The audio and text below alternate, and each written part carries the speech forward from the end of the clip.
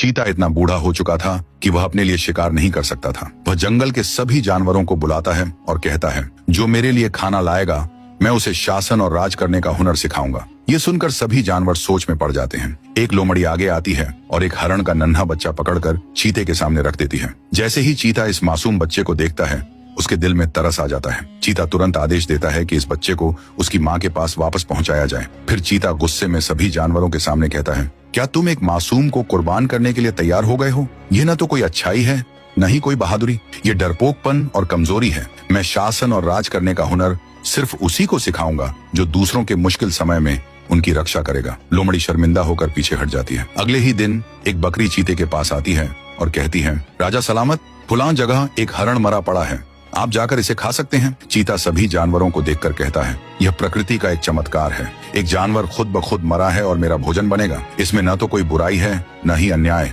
मैंने एक मासूम पर तरस खाया था और इसके बदले मुझे मेरी किस्मत मिल रही है। इस बकरी ने अपने फायदे के लिए किसी को नुकसान नहीं पहुंचाया। चीता कुछ क्षण रुकता है, फिर कहता है, मैं इसी बकरी को शासन और राज करने का हुनर सिखाऊंगा, क्योंकि यही अच्छी नीयत का फल है। उसी समय एक बंदर वहां आ जाता है और कहता है, राजा, इस हरण के मरने की सच्चाई मुझे भी पता है। सच्चाई यह थी, वह हरण किसी के शिकार की वजह से नहीं मरा था, बल्कि प्राकृतिक मौत मरा था। चीता धीरे से कहता है, जो मासूम पर रहम करता है, प्रकृति उसके भोजन का खुद इंतजाम करती है।